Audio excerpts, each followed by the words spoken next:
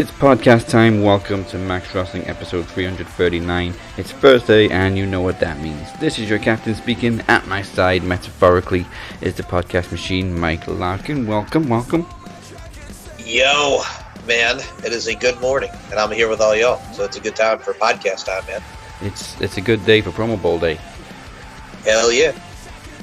Today we are kicking off the most unique promo tournament in, well, is there a community for wrestling promos? If there is, we're in it. And the Promo Bowl is different. We're the IPC. We're not the IWC, the International Wrestling Community. We're the independent promo community.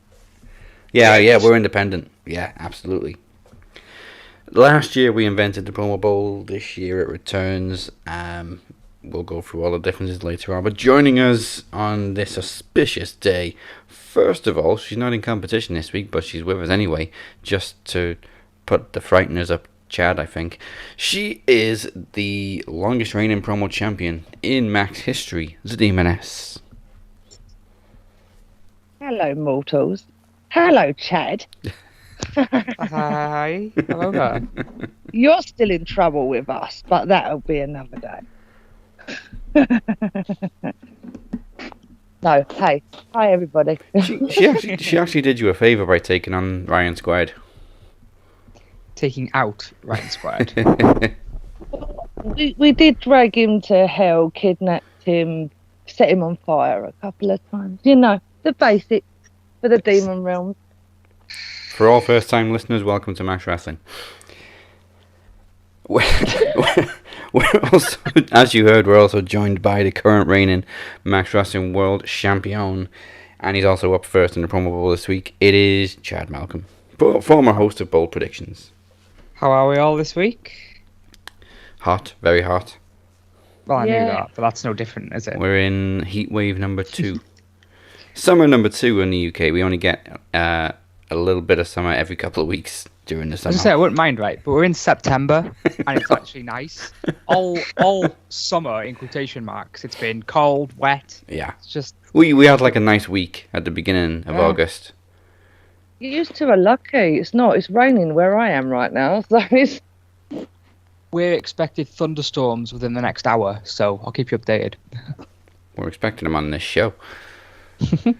As I said, Chad is defending the world title this week, and his opponent joining us is a promo veteran, but he's in the knowledge game right now. Daniel Grimmond, welcome back. Good morning, gentlemen and lady. Good morning, good afternoon, good evening. So, obviously Moses is running late. He will be with us momentarily. If you haven't already, click that subscribe button. And if you're watching on YouTube, and if you're not watching on YouTube, then go to youtube.com/maxwrestling and then click subscribe. Also, a big thank you to everybody on SoundCloud. Make sure you follow us. I believe that's a orange button. And I've now fixed the Spotify issues. For some reason, it hasn't been sharing to Spotify for like 4 months. So, it's all updated now and backdated. So, we're also on Spotify again. Now then, we're going to go straight into the world title, because we also have the Promo Bowl about to get to, so... It's Chad's first defense? Mm-hmm. Yes. After defeating your own client. No, you were going to face your own client. Yeah, you defeated the Phoenix. So much changed over promos and week. It all changed. Alright then. As usual, you will have 1 minute to answer as many questions as possible. The person with the most correct answers after each minute is the world champion. Of course, if it's a draw, title doesn't change hands. Okay. And in the spirit of recent events, when the time is up, you'll hear this noise.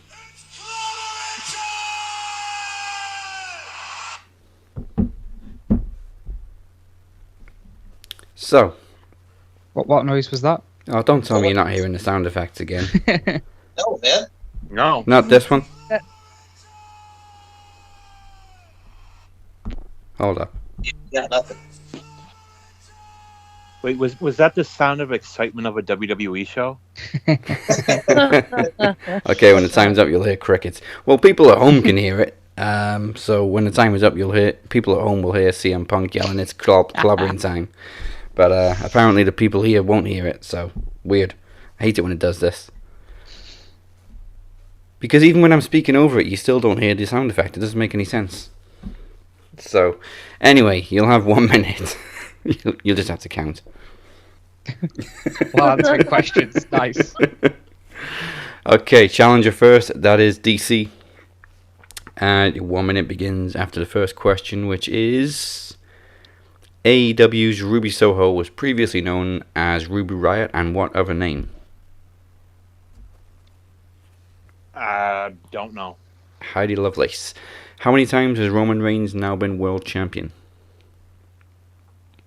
Let's see. I want to say 5. Yes. Which AEW women's star is billed from the Andromeda Galaxy? Chris Statlander. Yes. In August 2020, who did Minoru Suzuki defeat for the Never Openweight Championship? Was it Jay White? It was Takagi. The Rock and which other member were the only two to win championships while part of the Nation of Domination? Let's see. That would be D'Lo Brown. Yes. Chris Jericho faced CM Punk at WrestleMania in what year?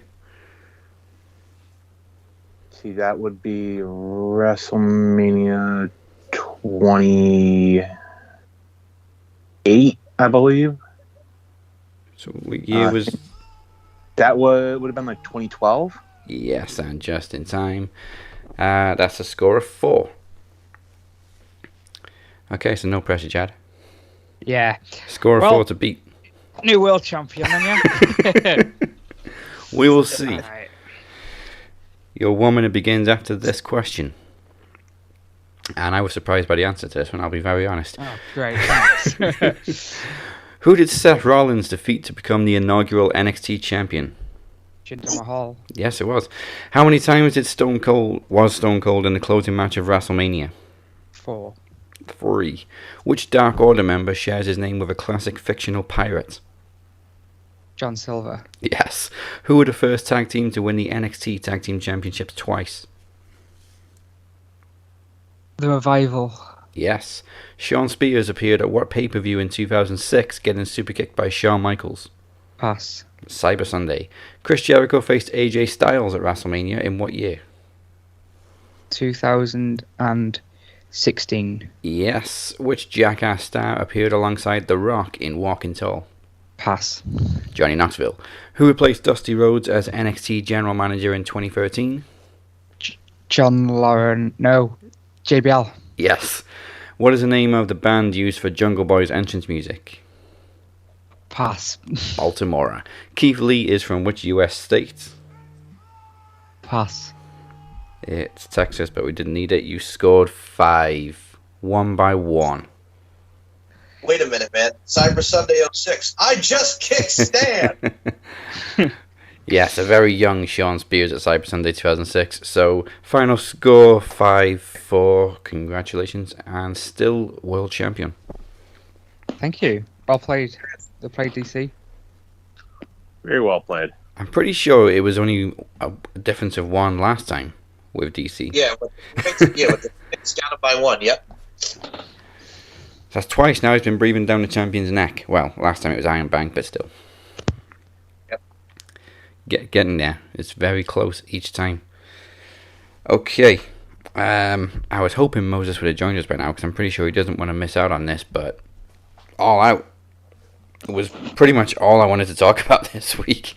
It was awesome. That's all I'm saying about that. There was loads of stuff. It was pretty good. Absolutely. I'm struggling to pick my favourite moments, but it's certainly the best close to a pay-per-view I've seen in a very long time. Even when it's rife with rumours, it doesn't spoil it. There's a very big difference between very popular rumours and, oh, this is going to happen. Well, to be fair, just spoiling it.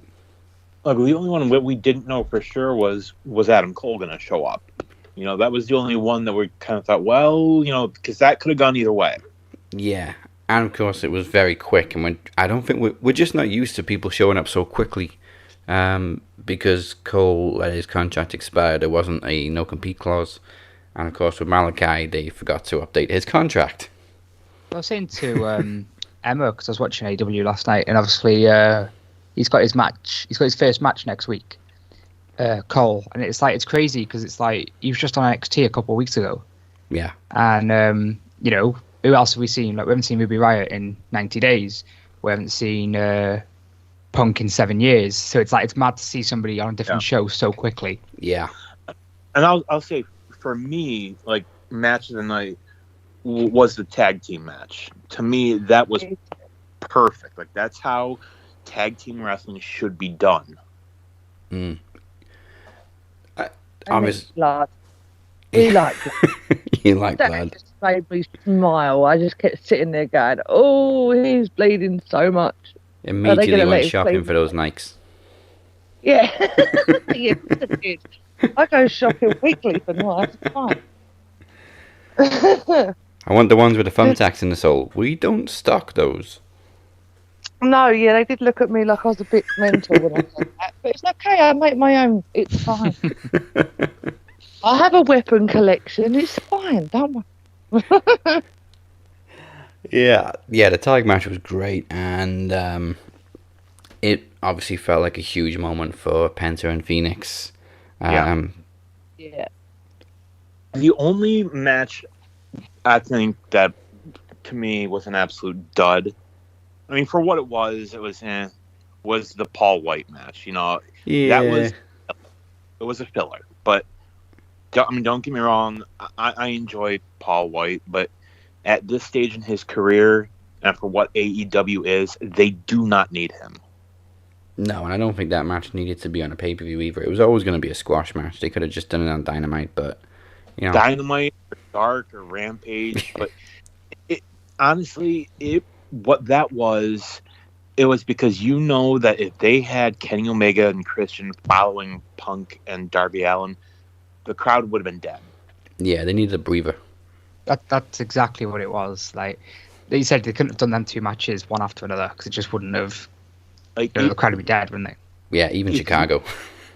If you go back to WrestleMania 30, I believe the last three matches were Lesnar and Taker.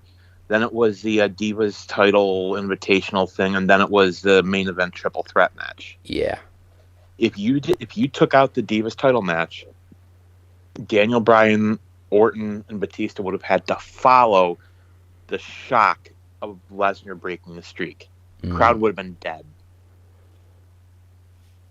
Yeah, they had a pointless. Well, it wasn't pointless because it was for the title, but I hate those WrestleMania matches where they just throw all the women in the match just for the sake of getting them all in one match.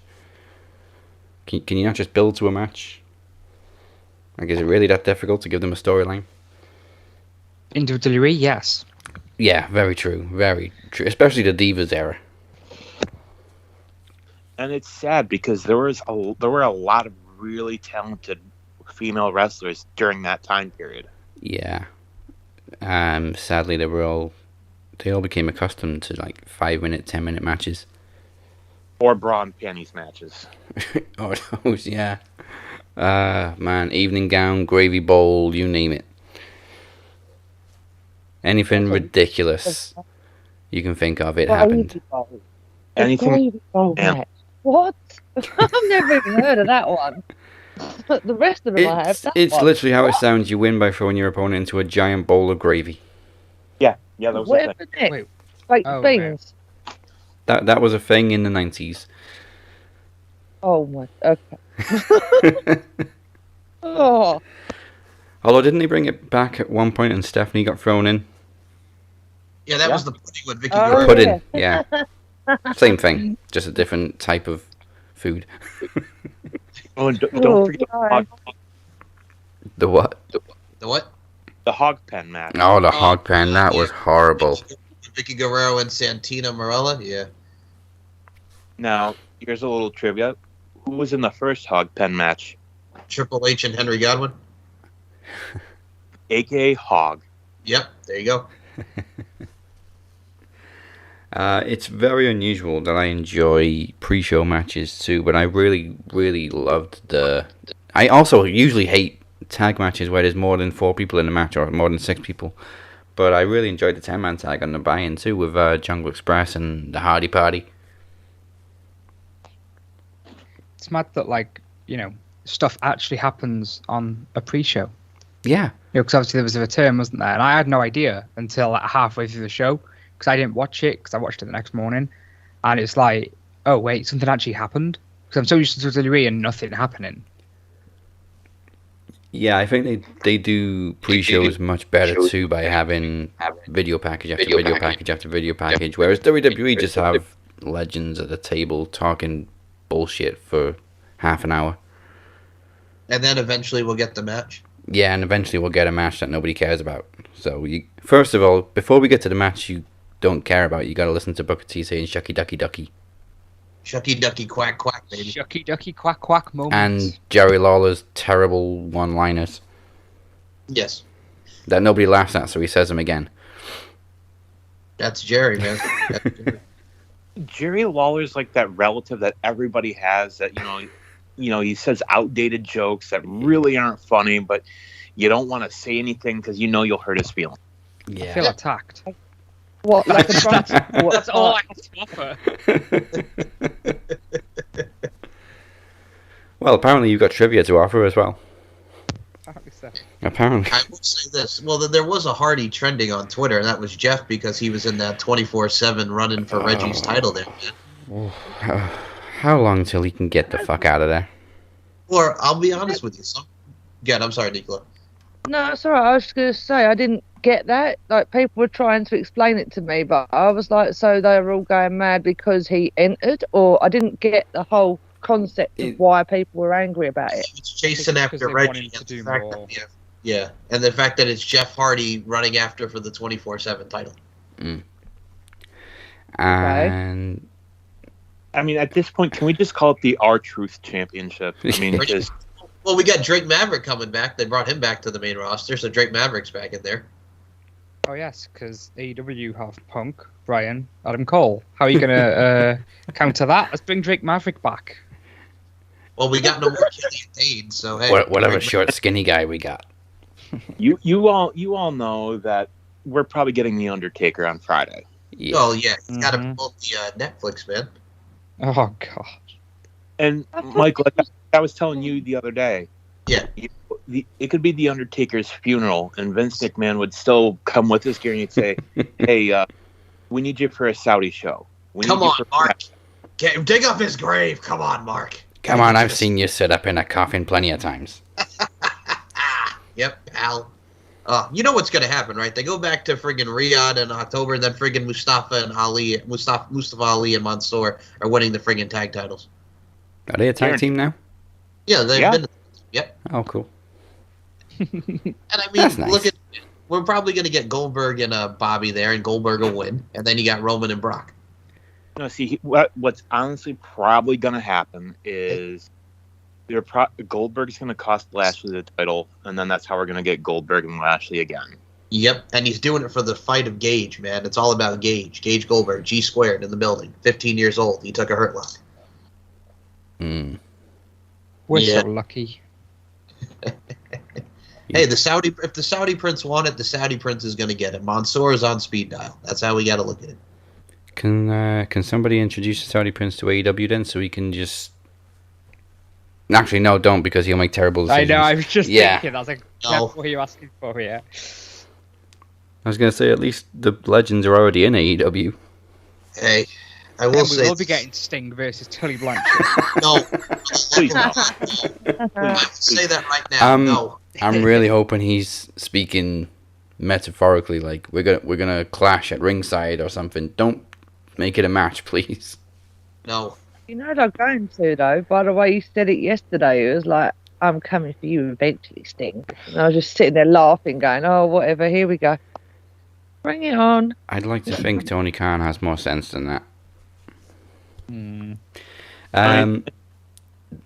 going back to Jeff Hardy, the bad news is I just googled how long is left on his contract. Apparently, it's to the end of 2022 or early 23.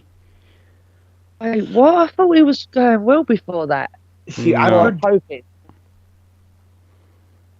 what I'd heard was that his contract had ended, like right around Mania of this year, but because he was out for like a year, WWE tacked on another year. Yeah. That does sound familiar, yeah. Yeah, they like to And so, add who injury knows? time. Because if you remember, they said Adam Cole's contract wasn't up for like another year, and here we are. Well, he thought it had 6 months on it as well, didn't he? Yeah. He thought he was like had another 6 months left on it. Who knows what these dirt sheets are going to say? I mean, Dazzy, we all know how much you love dirt sheets. Oh, yeah, I got the utmost respect for dirt sheets, me. No. Fucking Meltzer and Alvarez. And you know what? I actually do have a little bit more respect for PWI for just throwing Ringside News under the bus. When Pro Wrestling Illustrated or Pro Wrestling Insider? Illustrated. Thank you. Yeah. So after the whole PWI 500 came out, and Kenny Omega is the best wrestler in the world again, people seem to forget these lists are based on kayfabe. Shit Rag News tried to say, well, we settled the debate between Kenny and Roman a long time ago, just saying. And PWI replied, yeah, we heard you just kind of guessed.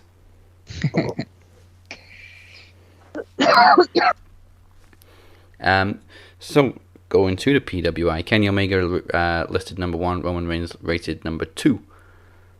Again, it is based on kayfabe success, and Kenny Omega's held 3 world titles this year in 3 different promotions in 2 different countries.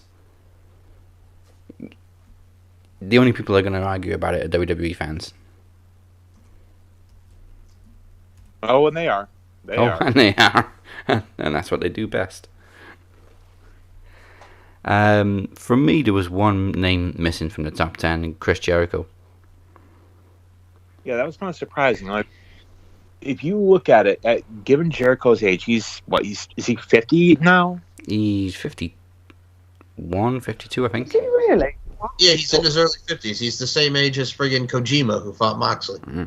So at his age, Jericho is performing at such a high level.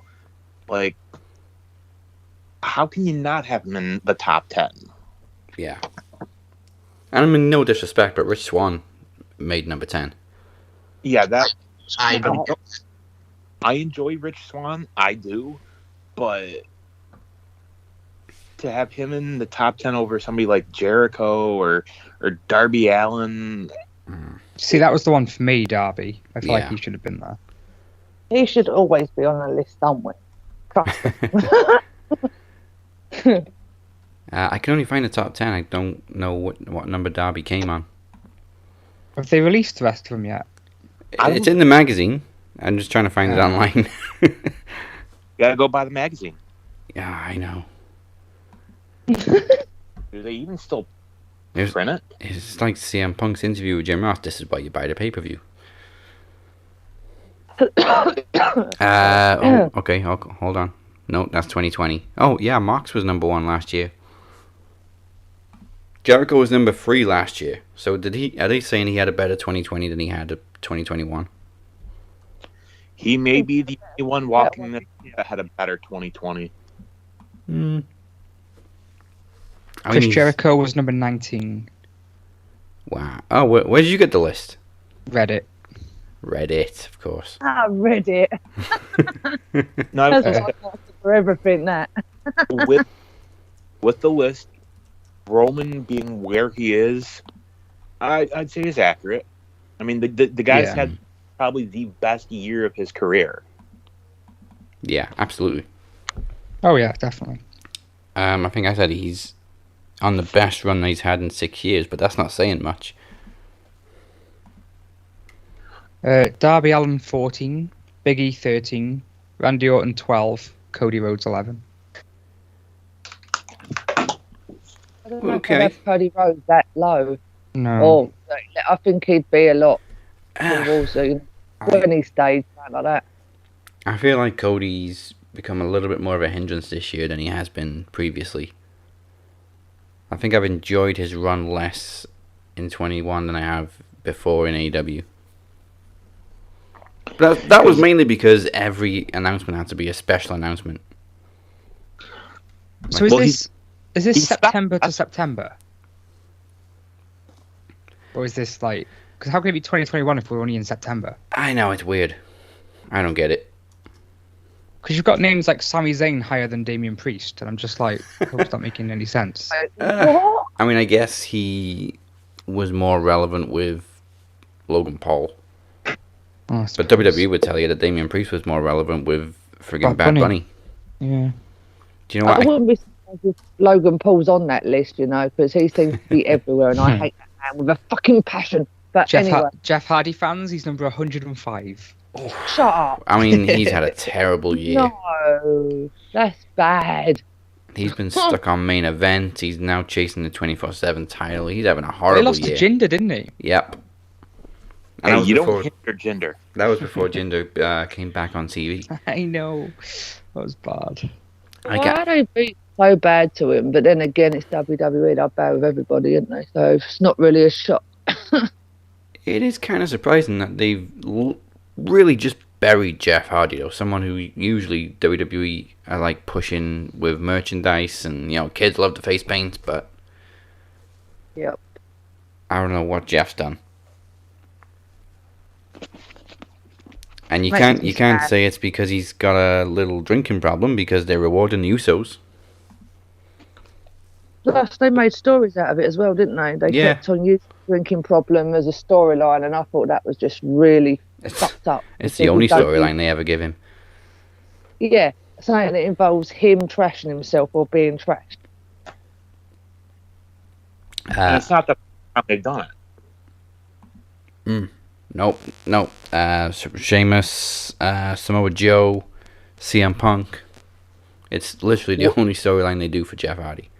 If you remember back when he was WWE champion the first time, there was a thing where he wrecked his car, and then Matt Hart turned on him, and Yeah, I remember that, man. I think that was originally supposed to be Christian, the one who ran him down, and Tomko was supposed to come back, but Tomko was out of shape, so they didn't happen, and Christian didn't come back until early '09 with the ECW title thing. Yeah. Mike, let's call that what it is. That was not the ECW title. That was the WWE. The WWECW title, yes. In UK, we call it the 50p title. Yeah. Okay. Fair enough. First of all, it's an ugly shape. Second of all, it's silver. Okay. I Um, still- He did kill it with that title, though. Christian was like the best part of ECW with that title, man. I still say that's probably one of the ugliest designs in history. Oh, I agree Yeah. with you. It's awful. Like, I'll say it for me, and you all know I'm a belt guy. I like me some wrestling belts. To me, my top three for worst designs, the ECW one that was last held by Ezekiel Jackson. Yeah. The current IWGP World Heavyweight, because that thing just it reminds me of the Divas title. yeah. Yeah. And as much as I'm going to say it and get hate for it, the AEW Women's title. Ooh. Yeah, I mean, they've improved it by making it bigger, but I still don't really like it. Even though they've made it bigger, it still seems really small. It does.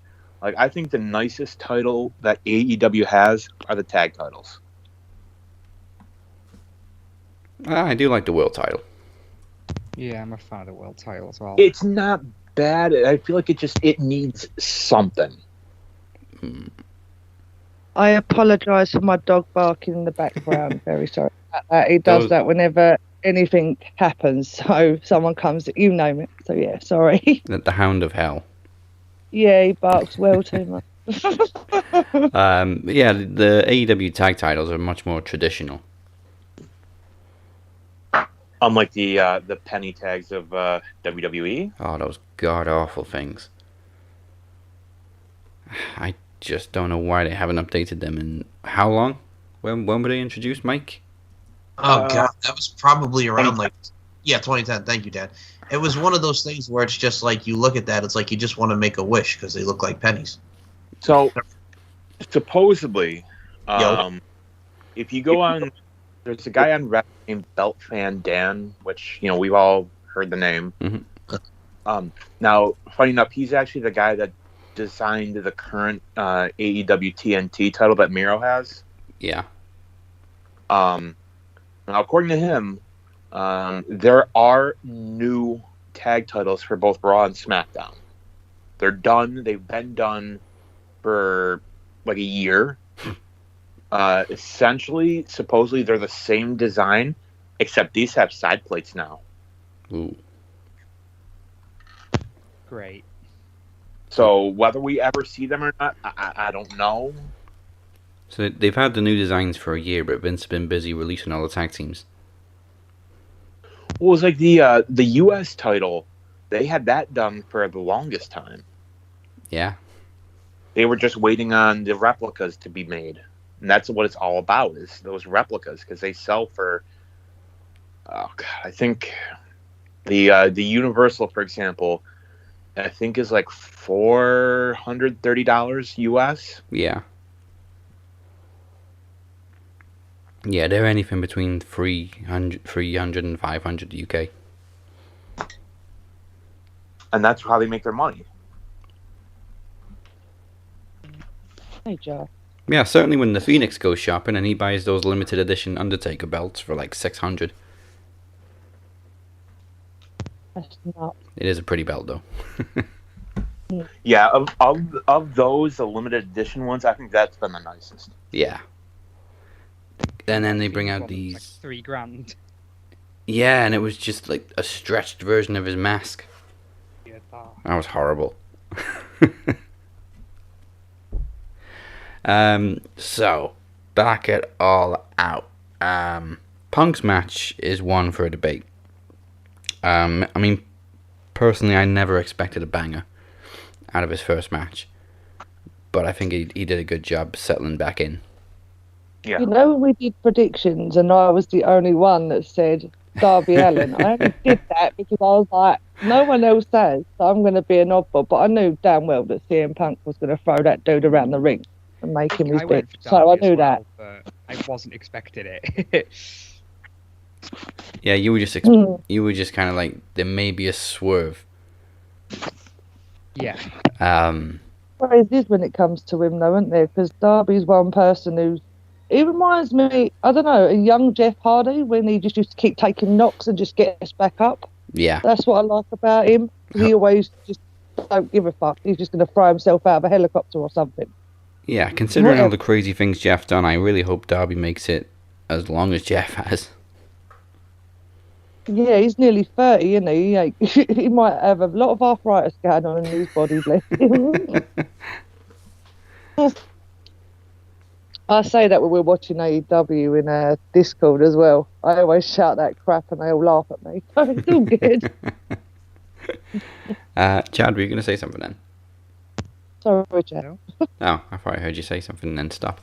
Yeah, I think even if you had even a little bit of doubt that Darby may have won, that may have changed the second you heard Punk come out to that crowd. Chicago would have rioted. Yeah, there's no way he's losing in front of this crowd. Put it to you this way: there are certain crowds in the U.S. that fans are just absolutely insane. New York, Chicago, and L.A.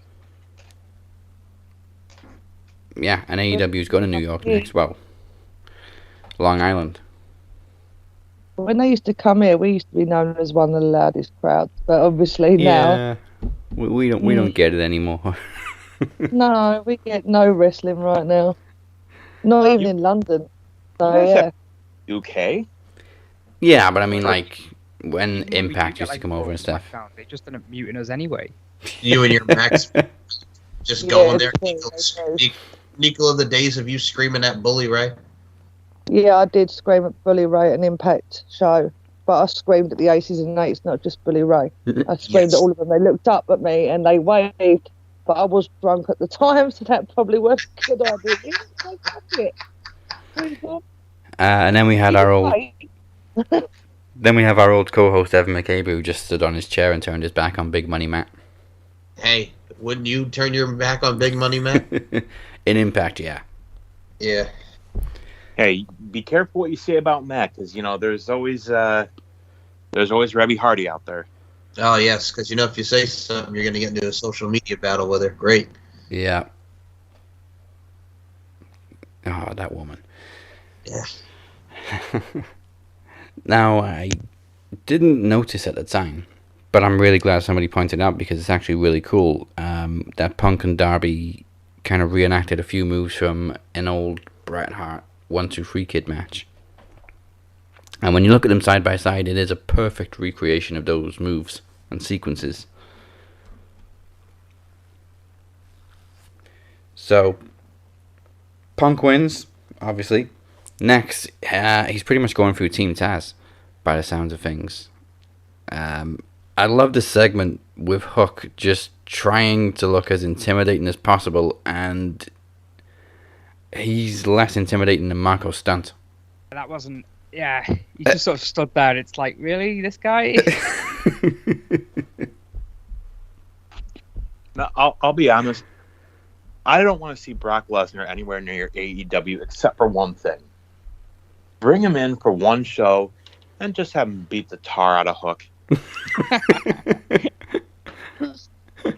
Yeah, Brock don't give a shit about kids. We have to go for Gage instead then. Oh yeah, maybe then we won't have to have another Goldberg match. Exactly. Please no.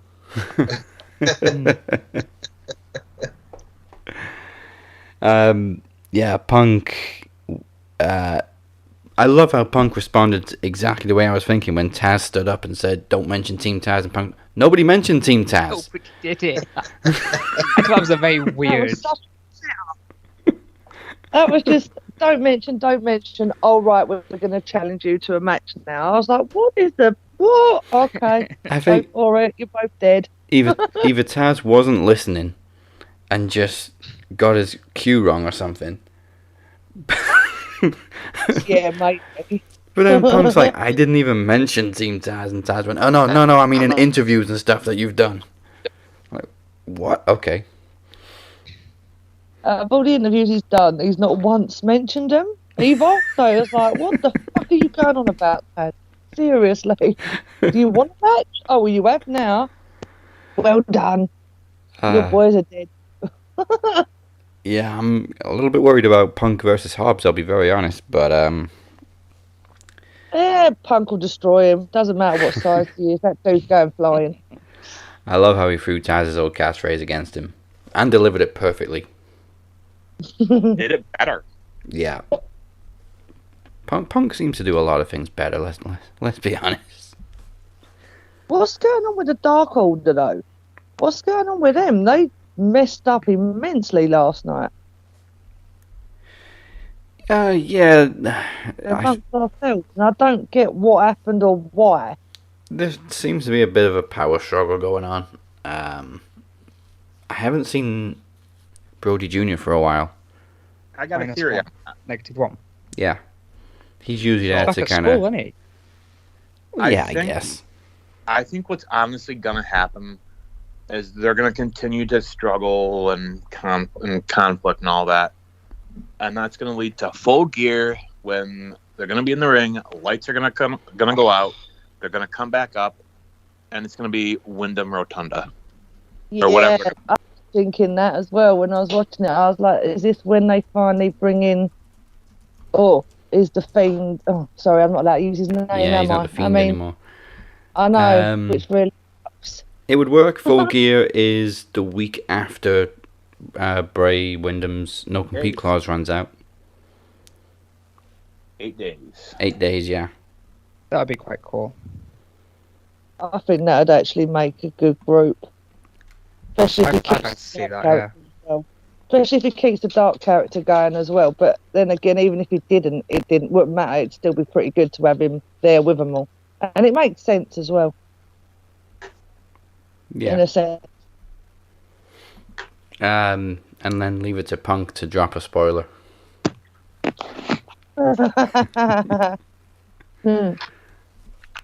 I know somebody is coming to Full Gear. I want you to let them in. Whoa. Ooh. But of course, Punk wasn't the only first in-ring appearance at All Out. We also had Ruby Soho, which again was heavily rumoured and was pretty obvious, but was still a great surprise. And it was really nice to see such a huge pop for her. It was mad because like the day she got released, everyone was like, "Okay, well she's the Joker then." Yeah. Because it was like, I don't know, just over 90 days or something. Everyone's like, "What's her then?" Yeah. And I was like, "Okay," and then it was, and it's just like fair enough. But no, the crowd loved it, didn't they? Yeah, and I'm also surprised how many. Well, actually, I'm not, because it's Chicago, and I think Rancid are from Chicago, because pretty much all of the crowd seem to know the song. Then again, even Cincinnati did too. Maybe Rancid are bigger than I thought. I know Punk's a huge fan of Rancid. He's friends with the lead singer. I know that much. Lars Friedrichsen. Very cool, actually, that they already have a song called Ruby Soho. But I'm sure we said this week that there was supposed to be at least two surprises in that Battle Royal. Maybe I missed the other one. I don't remember anybody else debuting. There was only Ruby Soho, weren't there? There wasn't. I didn't see anyone else appear that's not. Was it that blue person that got added like last minute? I don't know what her name is. She had a match, and like apparently Tony offered her the spot in it. Something blue. Oh, Sky Blue. Yeah. Maybe. But either way, Ruby seems to be. That was cool for me. When she came crawling out, I was like, "Hey, yeah, okay." She got thrown out. I was like, "Oh, well, all right then. Okay, crawl back to hell then. Fair enough." I'm really not surprised you popped for Abaddon. I always put for Abaddon. Rosemary, I know it's the wrong company, but anyone in any demon form, yeah, I always seem to massively pop for. Yeah. But it was cool to just see her stand in the ring, look at them, and then just scream in their face and then knock them down. I was like, yeah. That's what I would do. I'd do that too, yeah. Obviously, Ruby now is heading straight for Britt Baker. Hey, Britt Baker, D. Sorry, yeah. Dr. Britt Baker, DMD. I don't ever do the DMV part. I won't. I like her, but I'm now like change the title to someone else.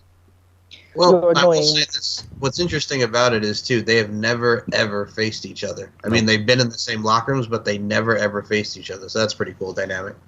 Yeah, absolutely. Any history between Ruby and Jamie Hayter? I don't think so. I'm not entirely sure, but all I know about Jamie Hayter is light Becky Lynch. At first, yeah, she's gone a bit more blonde now. Yeah. But yeah, Jamie Hayter's on a great run so far. She's brutal. You know, I will say this. You know, as much as I'm really digging everything that AEW is doing, there is one team that they have done dirty. FTR. Yeah, they had a good run with the tag titles, but they're not really doing anything right now. Like, for this, I mean, they could have stayed in WWE. Yeah. Like, to me, FTR is one of the best tag teams they have. They're the version of the Brainbusters. I mean, that they are part of the Pinnacle, but we've kind of seen the Pinnacle be put on a back burner for MJF and Jericho's kind of solo feud. Again, we're planting seeds for Wardlow to turn on MJF. I mean, eventually it's going to be probably just be MJF, Sean Spears, and the Revival. I'm going to get hated for this. I am not an MJF fan, and I do like watching him get beaten up. I really am not. Every time I see him, even on Discord, I'll be spewing, going, Hey, that's the point, though. That's the point. I know it's the point, but every time I see him, I just think, oh, shut up, you idiot. Can I just say one thing, too? The fact that they have not fired Max Caster pisses me the fuck off, especially with the lights of what happened. God rest her soul.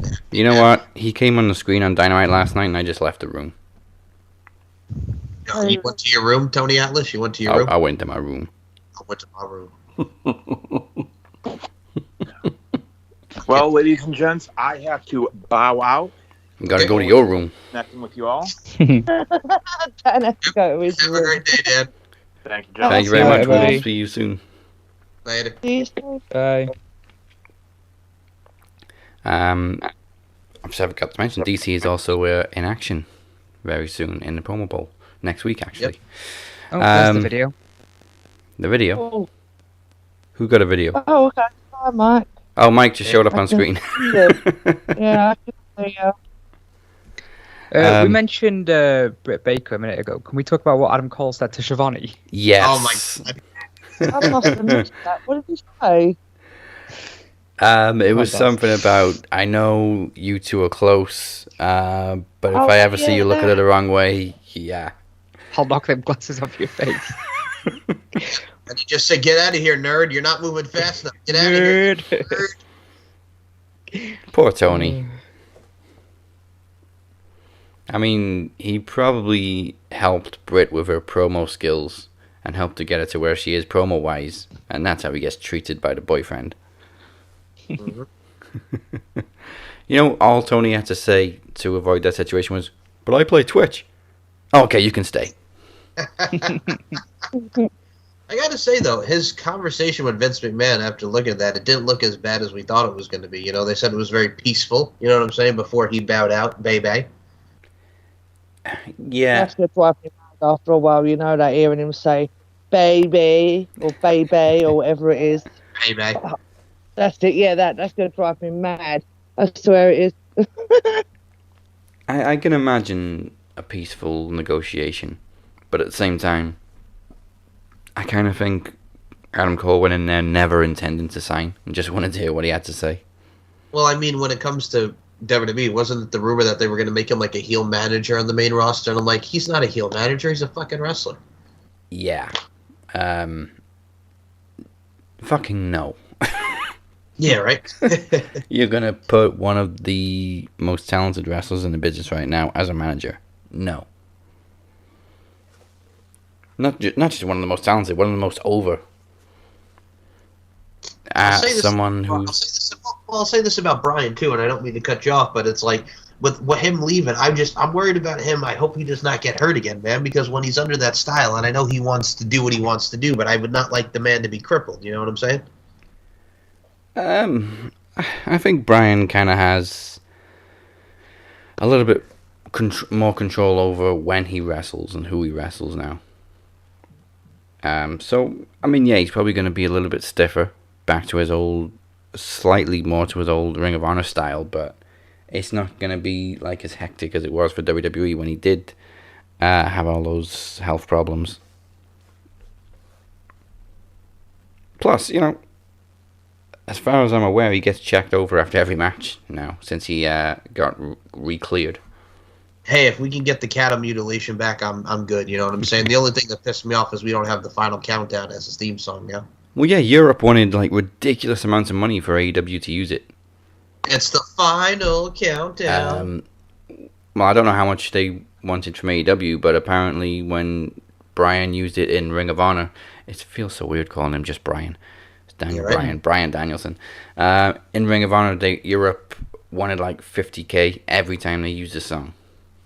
I mean, goddamn, with Europe, they only had like 2 hits. They had that and they had Carrie, which was their ballad, you know what I'm saying? I believe that was on one of those Monster Ballad CDs that came out later in like the 90s, early 2000s. And what do you think of American Dragon, man? There was American Dragon Jake Long, which was a short-lived show on the Disney Channel, but we're talking about Bryan Danielson, man, kicking some heads in, man. No Jake Long, no American Dragon, that type of style, animated style, you know what I'm saying? So, boom, let's do it, Bryan Danielson. I can't wait to hear that chant in AEW.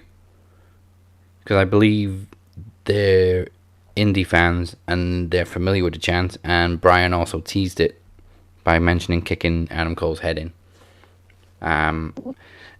Tony Khan may not like it because he's going to have to censor a couple of F words, but I don't care. I want to hear it. Maybe in Chicago. So yeah, that was the end of the night, which was just nuts, with 2 huge debuts.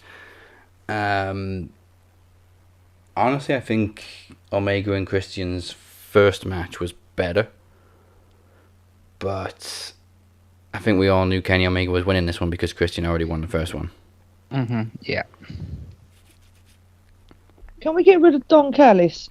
Can someone like kick him in the face? Oh my god. He looks like a pimp. Seriously, they're suits. No, I did it, and I'm like, no. And he starts talking, and I just think, oh, please shut up. He's so good at being annoying. He is. But what is with the dress sense of all of them as well? They've gone well back. The Young Bucks last night, oh my god, that was awful. Oh, yeah, I know, right? One of them had that piercing that went from his ear to his nose, and I'm like, what is that all about? Yeah, and then you've got the shorts, and then the very jazzy freaking flowery shirts and shit, and you're thinking, you wrestlers or freaking, are you someone from a campsite who entertains? What's wrong with you lot? It's when kids want to dress themselves, that's the Young Bucks. Yeah. Hey, man, they look like the lost members of the Village People. They look like extras out of a George Michael music video. You know, if they just want to have freedom and they don't want to let themselves down, God bless them. They must get to wardrobe every week and wardrobe life. So what do you want to wear this week? Okay, so you remember Shawn Michaels in the mid-90s? Yeah. That, but crazier. Then you got Kenny Omega, who That jacket last night. No, oh, yeah, I know, right? What's with the blue hair? What is with that blue hair? Yeah, It's as well. It's got to be an anime thing. Hey, if he Which was I was green, hoping Moses looked into, but Moses isn't with us yet. I'm just saying, if he was green, he would die. Eiffel 65 style. Boom. Well, you know, this kind of makes the Elite the Blue Man's group now. Pop culture reference, and Mike missed it. It's always coming back. You missed a pop culture reference, Mike. You're on mute, Mike. Why'd you tell him? Just because I mute my mic doesn't mean that I can't hear you. So yes, Blue Man Group. There you go. Yeah. So, you kind of knew something was coming when Kenny Omega picks up a microphone. I mean, he usually did it anyway after every match in New Japan, but not very often in AEW does he pick up a microphone after every match at the end of a pay-per-view. Plus, you've still got like 5-10 minutes to go, so you know something's coming. Especially when he starts saying that there's nobody that can beat him. First of all, Adam Cole's music, I haven't got it out of my head since Sunday. It's perfect. Very much Rage Against the Machine-esque, which I love. Huge Rage fan. So Adam Cole walks out, which, like we said, I didn't really fully expect. Or maybe I just forgot that maybe he is possible to show up so soon. When the lights went down, the first thing I thought was Bray. Oh no, I expected Bryan Danielson when the Mm. lights went out. I was waiting for the opening chords of the final countdown. But of course, Europe wanted too much money in the first place, so we weren't going to get the final countdown anyway. So Adam Cole walks out, and I instantly just say, okay, there isn't going to be another debut, then it's just going to be Adam Cole. Then Cole turns heel and rejoins the Elite.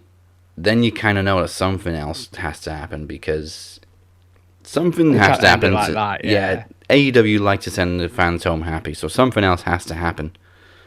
And just the fact that they did a new version of Ride of the Valkyries was awesome. So instantly recognizable. And the pop was huge. It's also kind of surreal for, first of all, Jim Ross to say, it's Adam Cole, baby. I don't think Jim Ross has ever said baby before in his life.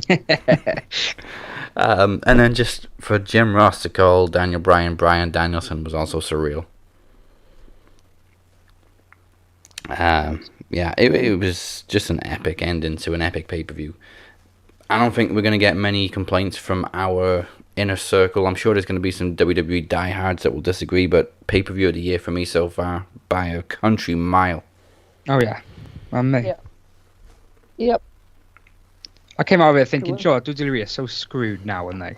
Yes. They just are. Like, it's not even close now. And they're not even trying. They're not. They're like, oh, we'll get The Undertaker out of retirement. No, nobody wants to see that. Nobody wants that. That's the thing. Oh. Like, AEW are over here signing people that people actually want to see. Yeah, okay, they came from WWE and they're not young guys anymore, but people still want to see them and they still have a strong appeal. With all due respect, nobody wants to see The Undertaker anymore. Just let the guy enjoy his retirement. He should have retired years before anyway. I like that, rest in peace. Yeah, he should. He should be left leave him alone. alone now, yeah. Yeah, let's not bring him back out again and go, hey, we need you desperately because AEW is doing better than us. Yeah. Panic stations were bringing Goldberg and The Undertaker. No. What would Goldberg do anyway? He'd just fall over, wouldn't he? Surely. Gee. Okay, so Bill, we need you to perform 6 moves tonight. You gotta be kidding me. I could do 2 if you're lucky. Yeah, I can get to the ring if you let me. That's about it. Then after that, I'll just lay on the floor, out cold. I can maybe do the same move 3 times. Is that okay? Yeah. Oh. So how does Lashley beat me? Oh, you're gonna have a bad knee. Oh, that's easy. Because funny thing, Vince, I actually do have a bad knee. He's got no idea anymore. Like you said, he got hit, and then it took him like 10 seconds to react to it. Yeah. Oh my God. When MVP hit him in the back of the leg with the cane, he didn't react for like 3 seconds. Oh, he's so bad. The ring. Don't put him back in. There's loads of them that shouldn't go back in, but they keep appearing. Yeah. Not only there though. So apparently, obviously, we know Bray, aka Wyndham. His no compete runs out just before. Well, I think it's a day before Halloween. The next on the chopping block may or may not be Kevin Owens, who also has a lot of friends in AEW. His contract is set to end in January, I believe. Yeah, it's too long to wait. Can we end it now? I know. we just like let him off early. Oh, well, he could potentially show up in AEW on WrestleMania week. Well, I know you know, but like I'm going to WrestleMania not next year, but the year after. And after All Out, I was like, can I just cancel my ticket and go to an All Out show? Can I go to an AEW show instead? Where are you seeing that? In Hollywood. Yeah, so one in LA in 2 years. Yeah. Oh, nice. I'm jealous. Well, it would be, but they're not going to have any. There's going to be nobody there. I'm going to be watching Undertaker and Goldberg at this rate. Undertaker and Goldberg, that's it. That's all you're going to get to see, bless you. What the hell? You're going to be watching Miz. Still be around. You're going to be watching Miz and Cross have a water fight. Oh. Yeah, in his weird gimp outfit. I'm really not looking forward to it at the moment because I'm just not enjoying WWE at all. No, in all likelihood, you may get Roman and Rock. That's what I'm holding out for. Like, cause obviously I've said, like, I know it's a bit over the top, but I think Roman's going to hold the title until then. It wouldn't surprise me because, again, they've got no roster. They've got no one, and no one's on his level. No. The only threat right now is Big E cashing in.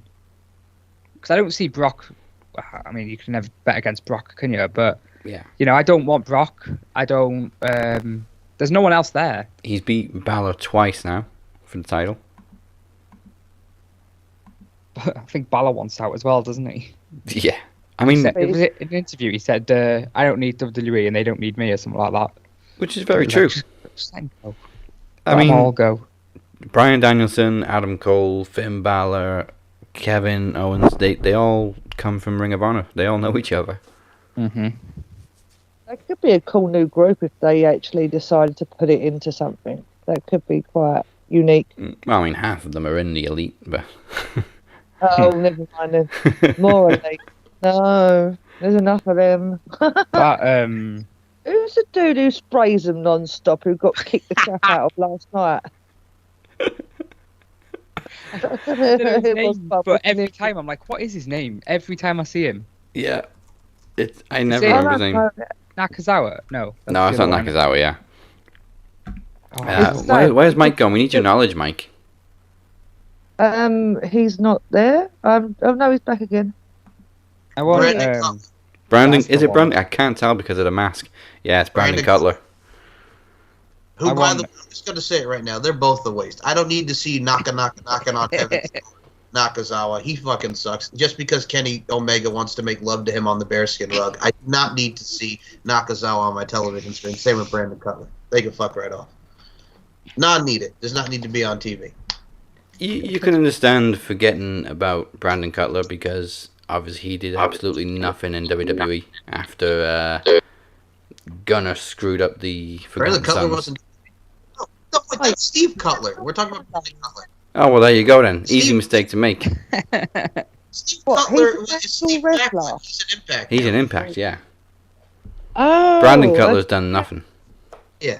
Nakazawa is just there. Nakazawa does not need to be on my TV. He's I there don't because need- kids hate him. I think they're just trying to get like more numbers in the ring. But like Nakazawa and Cutler, they're the ones that just get beaten up. That's what they're there for. Whatever. Yeah, they It's- just there to take a pounding every week. Yeah. Literally. And I love it. They go get this pound and they go and learn I to love it. Yeah, I mean, Wait, what? the Elite think of themselves as the modern day NWO, and we know the NWO had like 50-something stupid members. I think it was literally 52. I'm sure that was a trivia question we had once. Does sound about right, yeah. So yeah, they'll just keep adding people to the Elite. Apparently the next episode of Being in the Elite is going to be fun because they all had to take a bus because their flights got cancelled. Yeah, I read that yesterday, and the Young Bucks had to go by bus, and obviously because they'd got a battering on the Sunday, they were in a lot of pain, and people should feel sorry for them. And I was just like, nah, fuck off, let them suffer. But I do actually know that's harsh because I do actually like them, but at the I same can't time, stand 'em. really, So the only reason, oh, barring not rest dents, obviously, but it's still, I don't The think I'm Lucas- meant to, am I? You know, obviously, no, like, you're not supposed to like them. but I don't know, I don't. And I think it's because I'm not meant to, but I just don't like them. Usually I can be like, oh, you know, they're good at being a heel or whatever. Like, I appreciate MJF as a good heel. But these two, I just hate them. I don't know what it is. They're incredibly annoying, but in the Yeah. ring they're incredibly talented. And people will tell you they're just spot monkeys, but that's just the people that watch highlights. So Chicago to Cincinnati. I'm sure Mike or Moses could have told us this, but it's like a 4 or 5 hour drive. So that's definitely plenty of content for being the Elite.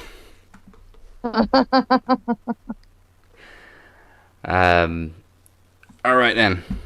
We have officially witnessed the final episode of NXT as we know it. The multicolored, whatever the hell it is, kicks off next week. Can we talk about the bachelor party? You know what? We can talk about as much of this past episode of NXT as we want because 'Cause it's the I'm last cherishing one. it as long as we can while it still exists. That looked like one fun bachelor party. Right? I wish I did stuff like that. I just went and got drunk. Which I assume was fun at the time for you. Oh, it was fun, yeah. Eating Chinese at 4 o'clock in the morning. nothing wrong with that.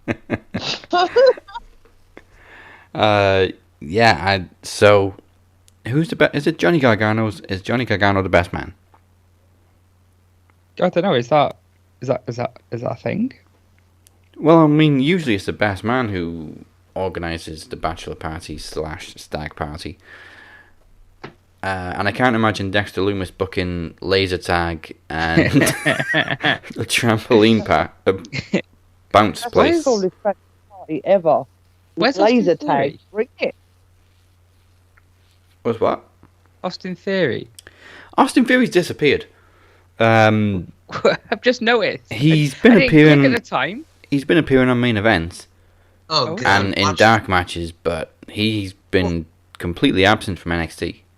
well, watch what they do is it's a swerve, and then Austin Theory comes out and he says that he's in love with Indy, and it's like, we're not Oh. brother and sister, you numbnuts. You know what I'm saying? You adopt us as our kids. So watch, Austin Theory is the one who's in love with Indy Hartwell, and then she turns on Dexter Lewis. Because it wouldn't be a WWE wedding without a swerve. I feel like Dexter's gonna talk or something, and he's gonna like just say no. And then so I think something's gonna happen with him turning. You know how Austin Theory liked to do a throwback to like, so when he revealed himself as a member of The Way, and he quoted Vince McMahon's "It's me, Austin." It was me, Austin. Yeah. You remember how Triple H I interrupted love that Test and Stephanie's wedding? No. Dad. Austin Theory drugged Indy, Oh, my God. Oh, and they're already married. I will say this, man. All you needed there is I'm watching this bachelor party like Chad is discussing here, right? All they needed to do, like I said, man, when these two have their honeymoon, that's like what we have here in Myrtle Beach, South Carolina. Head on down to OD, the Ocean Drive section. Get yourself on over to Fat Harold's and do the state dance of South Carolina that is known as the shag. You know what I'm saying? I'm not talking about that type of shag. I'm talking about the shag that is the state dance, man. That's all you need to do. Get yourself down to Fat Harold's and have a shag. You know what? That's meant so different here. I swear to Right? God. Do you had it that Absolutely. way? I'm like, I have no idea what he's on about. No. I know shag also means that. I've seen Austin Powers. Yeah, baby. So, I mean, here, that means the same thing, but shag is also a name for a dance. It's the shag, man. We go shag. Wow. If we say that here, we mean exactly what it says. I the- know. on the- It's also Shag. tobacco. Yes. Oh, yeah, that as well, yeah. And I remember a line in Blackadder where he said, "If you ever fancy a smoke, I hear Captain Blackadder has a good line in Rough Shag." Yep. Oh, yeah. Oh, yeah. Well, yep. See, it's also different when, Mike, you guys over there talk about tossing people off of high things. It means something different over here. Hey, man. Oh, It's like Conan all over again. Toss the salad essay. Every time you freaking say it in Impact, man, with LAX, it was all about tossing the salad. You know, these gringos, man. Orale mi raza. Let me speak on this. Undertaker tossed off Mankind. I really hope he didn't. I really hope we didn't. It's just, yeah, it is what it is. That whole thing, I will say this when it comes to NXT, like you said, it's like Jericho, you know, it'll be the end of the world as we know it. It's the end of NXT as we know it. I mean, Vince and Bruce are producing. Looks like Triple H is still in charge, which prayers to Triple H. My goodness gracious, for what he had to go through, right? Yeah, that kind of came out of nowhere. That was what I wrote yesterday, I think it was. Yeah, like obviously we didn't even know he was in the hospital until he came out. Yep. And, you know, I gotta make light of the situation. I'm not surprised after seeing what's happening to NXT. Hey, man, Vince breathing down your neck will give you a heart attack any day of the Yeah. week. Stress. Surprised he's not turned round and told him just to fuck off. Most people would tell the father-in-law to go fuck himself, especially if it was him. Unfortunately, his father-in-law pays his checks. He used to say his father-in-law's his boss. And he also That happens to have was the craziest fucking father-in-law in the world.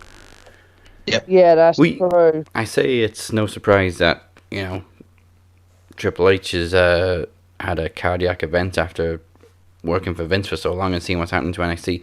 How the hell has Vince not had any health issues? The You wanna know why? guy's invincible, pardon the pun. Because he's a genetic jackpot. And number two, he has his own gym in Stanford, and also because he had his own cartoon, man, the Kiss My Ass cartoon, Mr. McMahon and his ass. Thanksgiving casserole, come on now. If you're and you have a yacht called the Sexy Bitch, you know what I'm saying? How can you not have any problems when you have a yacht called the Sexy Bitch? So It's he thinkable. literally owns a sexy boy. Yes. It's not his boy. Hey, there's no spreads in Playgirl magazine. It's just a nice sexy boy, you know. Oh, Shawn Give us Michaels the should have question. absolutely done a photo shoot on that boat. Oh my Can't god. Can't we just, like, you know, sink the boat with him on it and watch it go down. Hey, man, we tried to do that in a limo, and he still came out of that. Yeah.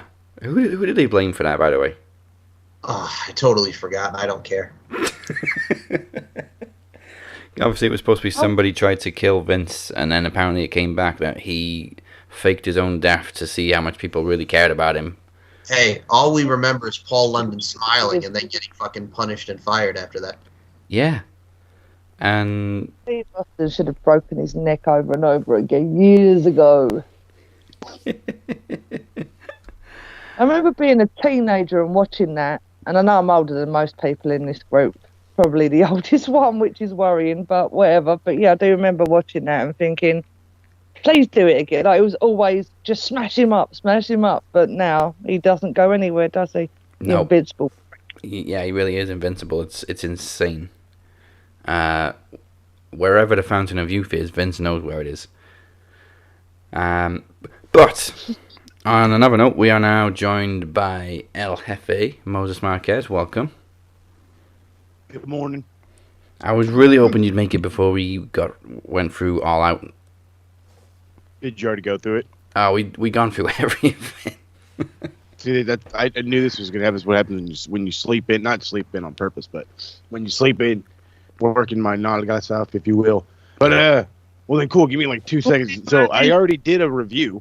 Yeah. By the way, if you guys didn't check that out, wink, wink, nudge, nudge, say more. There's all kinds of free Max Wrestling plugs in there, by the by. But yeah, no, that was like the damn best fucking show I want to say I've seen like the last 2 years. Yeah. Like, that's how freaking good that show was. You had everybody under the sun showing up. I popped like crazy for Minoru Suzuki. I don't know why. I knew the guy's coming. I'm like, okay, if anybody's going to show up, it's going to be Minoru or it's going to be like Jay White. And then, but just the idea of Minoru Suzuki and Moxley going at it again, I went crazy. That was great. I didn't hate the opener. I really liked it, but you know me with a shitty ending, you're like taking my legs out over here. Can't beat it. Go ahead. I was meant to ask you, man, because your boy Pat McAfee going after Adam Cole, baby. Yeah, I'd run too. Pat McAfee is one of those guys where he reminds me a lot of Lambert right now. He is down to play like the old NWA style heel. I'm going to talk literal shit to you, knowing that you can't do nothing. You know, what is he? What did I say he was that one time? It's fucking Jerry Lawler and Andy Kaufman, except you know, fucking McAfee can go. Yes, exactly. Yeah, no, I love that entire thing. I think I originally rated that tag match like 5 stars. It's 5 1/4, and I'm gonna fight myself every day for that one. It's 5 1/4. I don't give a shit what nobody says. It's the greatest cage match I've ever seen. It's the second best tag match I've ever seen, and I've watched that one and Hangman and Omega against the Bucks twice. Both of those I've seen twice since Sunday. Like, I was like, nope, gotta do it, gotta figure it out. Which one's better? Yeah, see, I'm more for the regular. I still hold AMW versus Triple X on a pedestal. Can't say you're wrong on that one. That match just had a soft spot for me. That's gonna take some beating. I mean, like I said, yeah, it's one of those matches where, like, when it's stuck in your mind, it's stuck in your mind, and you cannot change my mind. So, but no, I mean, like, no, it was great show. Ruby Soho coming out. I popped. I'm just thinking to myself, I'm like, Lars is probably going bananas. Guy from Rancid. D-Bry showing up. We kept talking about it all show long. When's this guy showing up? When's this guy showing up? When Adam Cole showed up, I was like, oh, well, maybe he is going to show up in New York. And then he showed up, and the fucking we went wild. I got loud. Rob got a little loud. You saw Harold come in last minute, you know, a little extra tipsy. So it was, but fucking great fucking show. Just fucking great show. Yeah. I could not I ask was for anything gutted more. because I was in there with you all because Moses, the little legend that you are, let me come in and watch with you all. And Thank you for that, by the way. Very grateful. And You're then always I had a blackout. Oh, Everything, we had a massive power cut, so I ended up with no internet, no anything, and I was sitting there having a massive sulk. And then the internet come back on about 9 o'clock the next morning, so I got to watch it then. But I was really disappointed because I was laughing at Mo and I was moaning at laughing at everyone else, and I was like, no, why did they cut me off? Bloody hell! This is what happens Having when too you're much a fun. diva, you know that. Yeah, I was having fun. I was laughing too much. It was just, especially listening to you pop when certain things were happening. You were like, fuck no! I was like, yeah, go on, Moses. Oh, yeah, I was loving myself. I wasn't on the level of Harold, but I did have a couple Pacificos going back. But like I said, it was one of those, like, you set your day for this show because you knew it was going to be good, and now that the show is over, you were like, oh, fucking worth it. You're like, you missed your son's baptism. I don't give a shit. oh yeah. Well, you know what I did? You see fucking Bryan Danielson? I was in work the next morning, so I went to sleep before the pay-per-view and then stayed up all night. Totally worth it. There Yep. you go. That was really Would have great, been 'cause I worth it watched for me if I went in darkness. What was that, Chad? I watched it the next morning. Yeah. And most shows, when I watch the next morning, I get spoiled for me. I woke up, I didn't even look up my phone. I was like, I can guarantee Attaboy. there was spoilers on there somewhere. Emma comes down, she's like, I know what happens. No. Because she'd Get obviously, out. she's in Max as well, so she'd seen what happened. I was like, don't you dare. And she didn't say anything. And at the end, when Cole came out, she knew about one of them and not the other, but I can't remember which one it was. I think she knew about Bryan. So when Cole came out, she was a bit like, huh? And then when Bryan came out, she said, I knew I should have recorded your reaction to that. But no, it was amazing. Yeah. I'm actually glad Moses brought up Suzuki because I forgot to mention that. Yeah. The debut was great, but I'm really salty over last night. Yes, thank you. What went on with that? They I don't know. went over somewhere, so they ran out of time somewhere, so they had to cut. First of all, they cut the entrance short, so we didn't get to hear Kaze Ninare, which is just criminal. But then after the match, they show Marks in the crowd for like 5 minutes celebrating. It was a good Yeah, 5 just minutes and just fucking going back in around. two. I'm like, what's going on here? Like, okay, I get it, it's his homecoming, but you someone could else to come have out. waited an extra 30 seconds in that entrance just to hear that chant. Not I've only seen that, but that a, fucking finish was mad abrupt. That thing did not look like it hit the paradigm shift. It looked like it hit a goddamn suplex. The whole match was it was rushed. There wasn't enough time. It definitely shouldn't have been on Dynamite. That was a pay-per-view match. Give them more Yeah, I'm time and they would surprised they have gave pulled it out a away. better match. I seen a post and it was someone asking asking Moxley who he wants to feud with, and his answer was just Japan. Yeah, just give me Japan. Japan. Who do you want to feud with next? Japan. All of it. There's a great video of his days in CZW where I think he just won the title. And somebody asked him who he wants next. And Batista was in WWE at the time, and obviously, you know, WWE don't work with anybody. And he just kept going, give me Batista. I want Batista. Sounds totally like Mox. But yeah, we're definitely on a paradigm shift in wrestling right now. No matter how much we are. WWE diehards want to deny it, there's a paradigm shift going on. Mm-hmm. Yeah. Dude, when Mick Foley, a former world Yes. champion, mind you, in the hottest of the eras, comes out and says, oh shit, like, you need to be watching your ass, like, AEW is really doing their thing. You need to take a little bit of a notice and just stop hating for a little bit and try enjoying the show. I bet you have a little fun. Yeah, and Foley's not the type to talk shit or anything, and he always speaks very high about WWE, but he still tells it like it is. He's very honest. That's Yeah, what we love. he's a very honest guy, but he's also still very loyal to WWE, and so for him to say that was just huge. Well, speaking of loyalty, Dazzarino, you want to talk about the girl, man? The girl, as you told me, she's back. Oh, that numbnuts. Hang So- on, who's the girl? So, Girl on Cinema Yeah, wrote, example of poor booking, impromptu AEW, shit, Mark say. Okay. Example of poor booking. AEW had 3 debuts tonight. 3. We will remember 1. They could have easily spread these out over a few weeks at least. Everyone deserves their special moment. Got to give things time to breathe. And JD from New York, a very known YouTuber, wrote, Tony Khan had nearly 200,000 buys guaranteed for this show, and AEW Dynamite and Rampage shows to build for the next pay-per-view while riding the amount of momentum he has, and you want him to wait on debuting people. Let the businessman handle business things. It was perfect. Okay.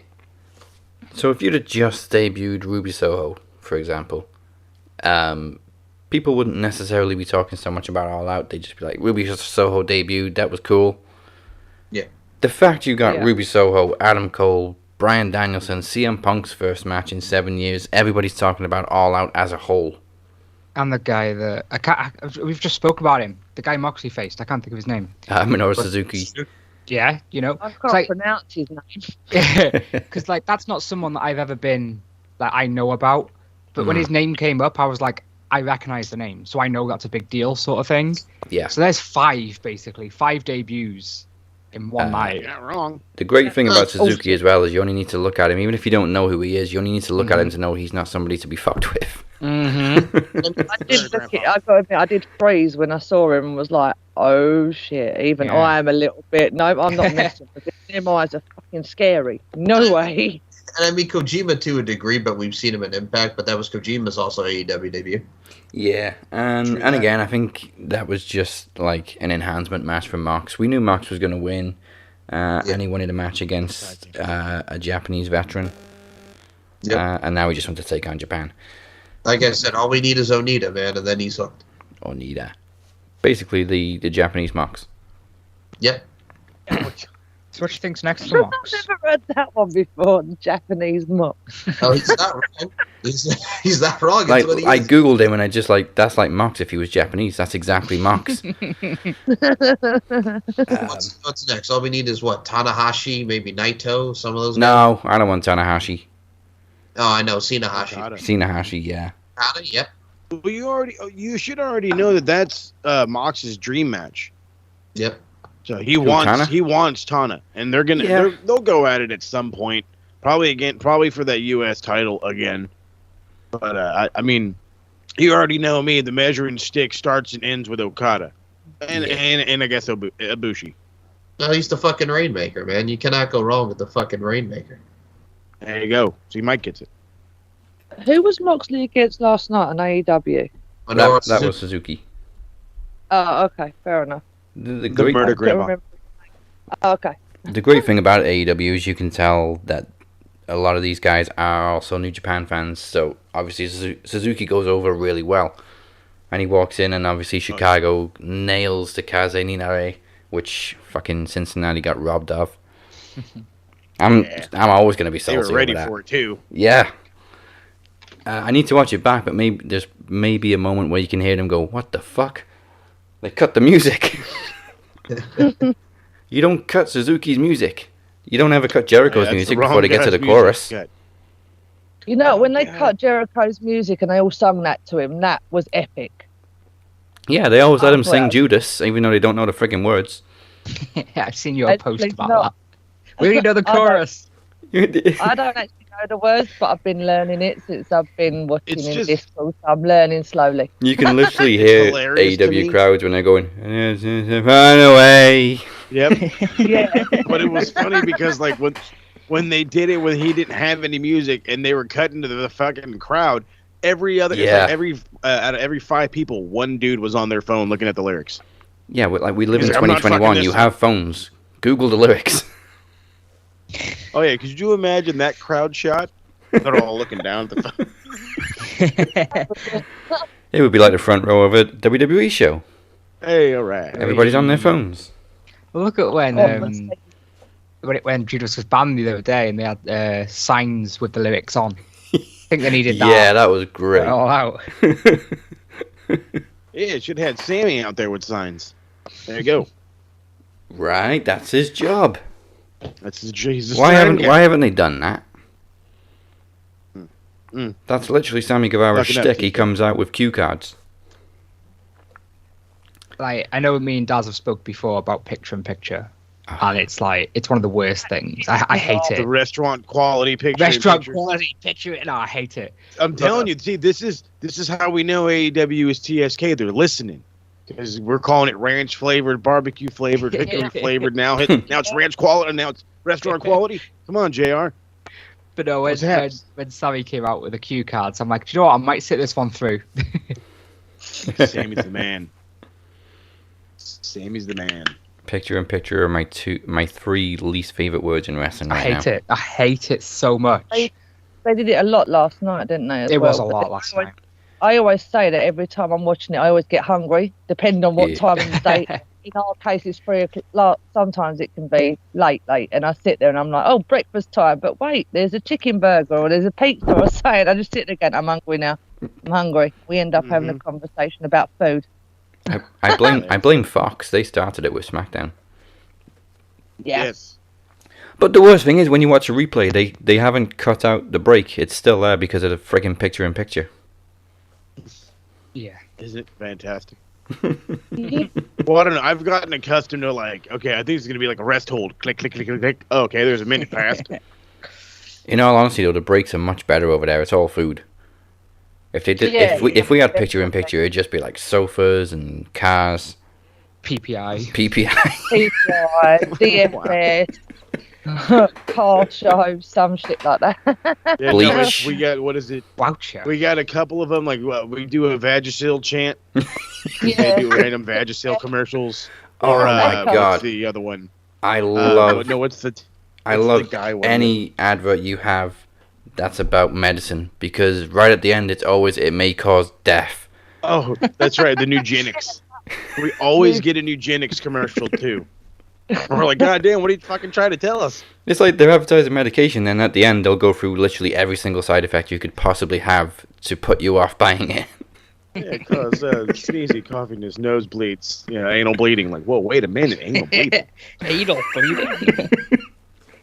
I just want to get rid of a headache. Right, does this bother anyone else? You know the AEW's entrance? They've got 2 different tunnels, haven't they, right? Yeah, I know love me and how Daz Punk spoke mocked about it. Punk teasing it the other day. What was going on with it last night?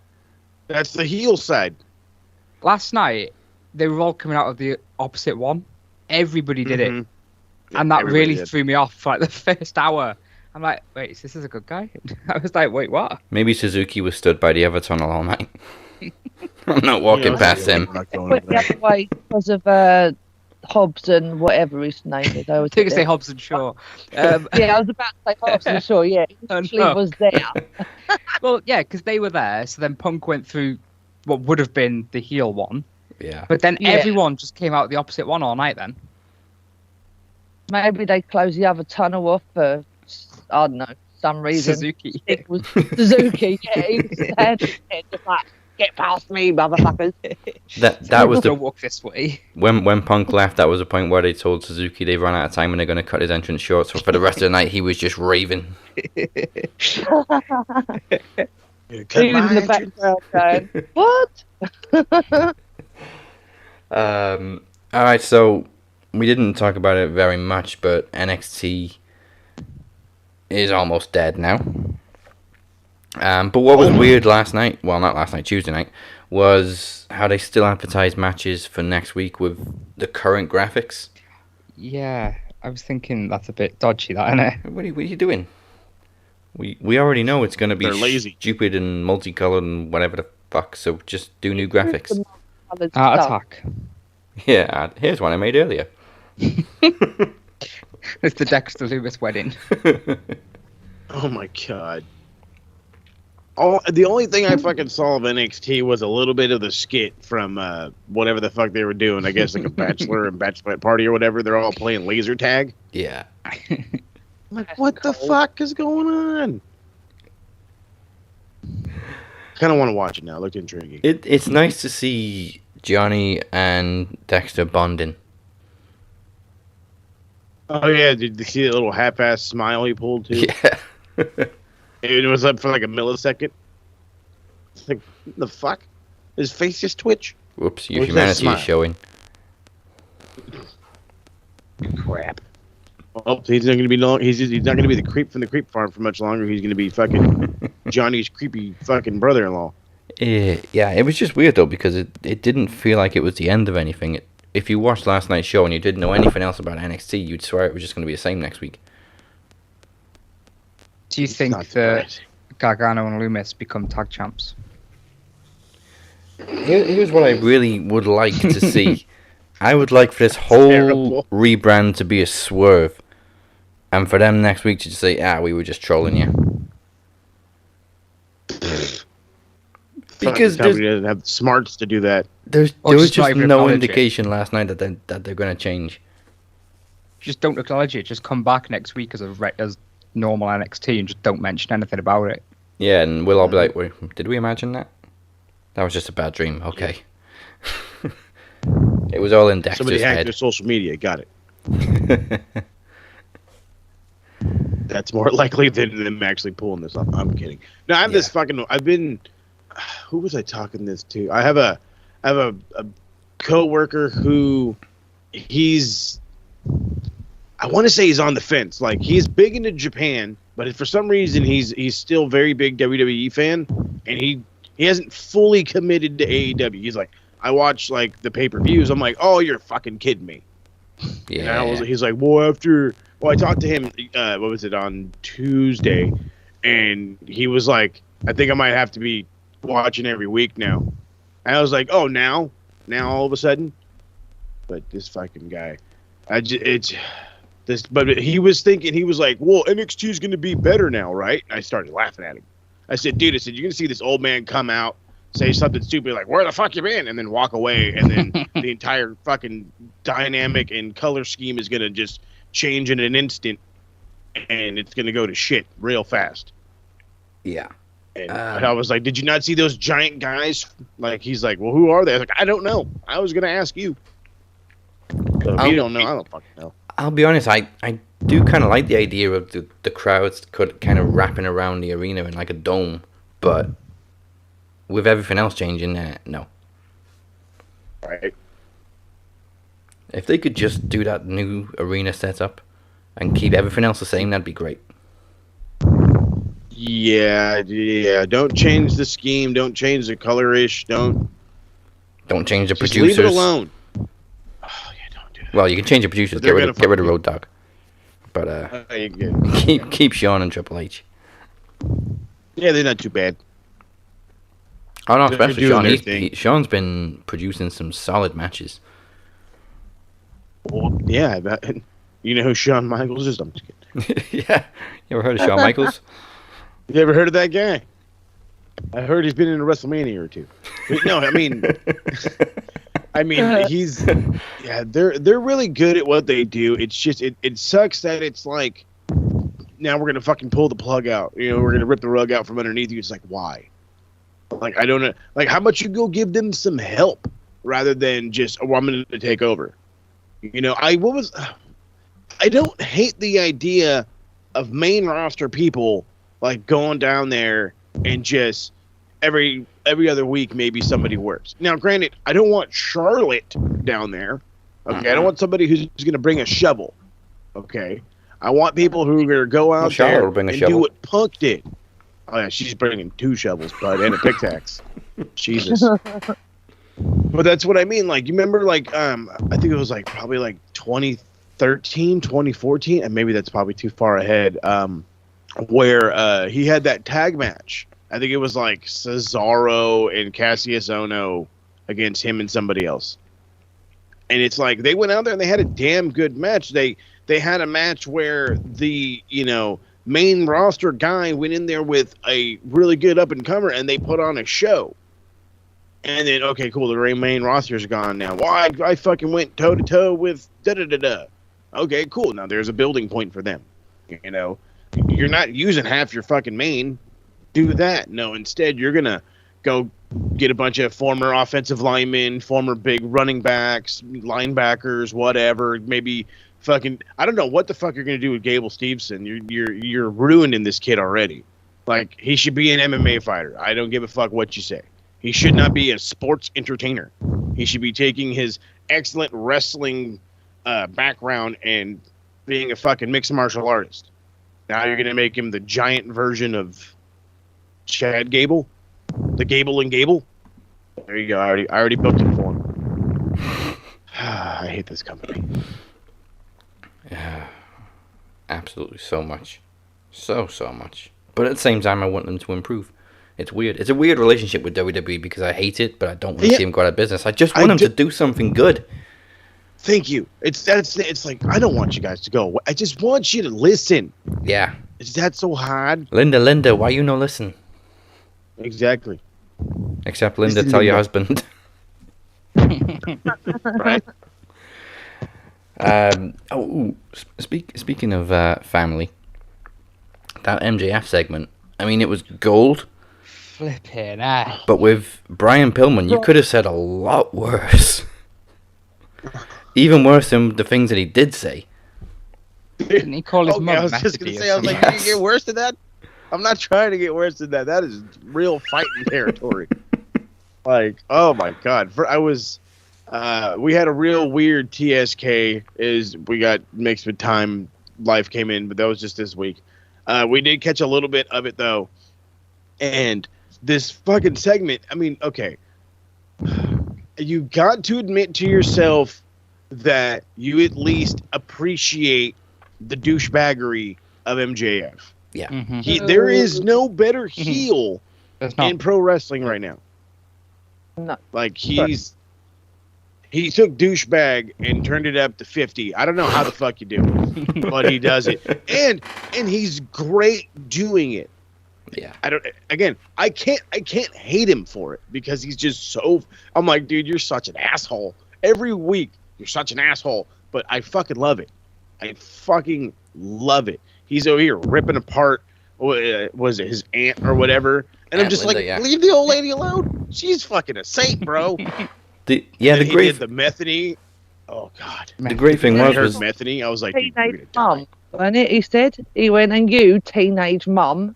oh yeah, was 16 and pregnant. Was it 16 and pregnant? I'm like, oh, you're a dick. I'm pregnant. I was like, oh, dude, you need a slap. Even I want to jump through the screen and slap you right now. This segment immediately followed CM Punk's segment where he'd already acknowledged Aunt Linda.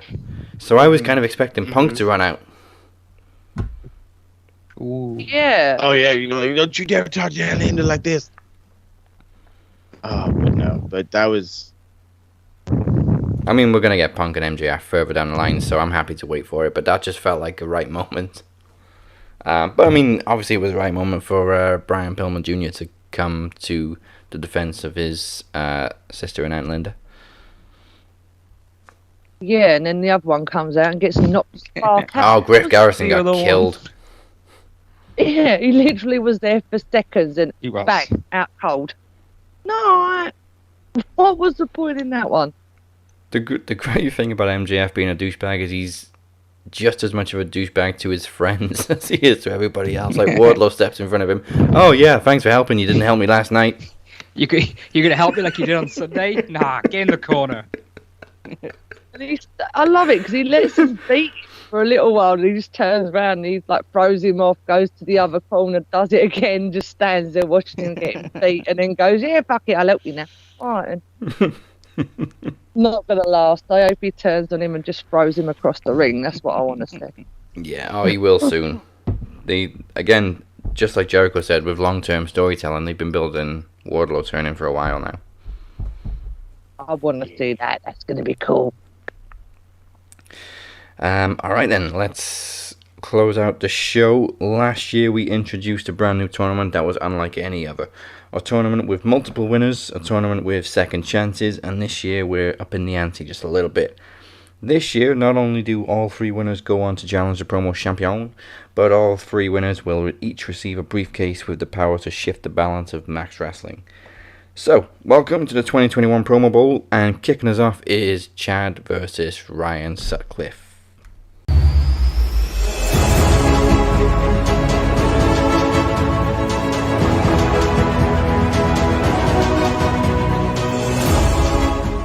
At one time, they were co-hosts and friends. Now, they are the remnants of the bold predictions implosion. While world champion Chad Malcolm is making his competition promo debut, Ryan Sutcliffe is picking up where he left off in King of the Mic to kick off this year's Promo Bowl.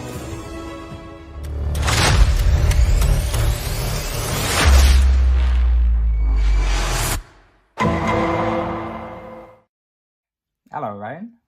We meet again. It's been a while, hasn't it? So, what have you been up to recently? I see you attempted King of the Mic. How did that go for you? Oh, what? Lost in the first round? Okay, then. What about your 3-on-1 promo exhibition against the Demon? Oh, no, you lost that as well?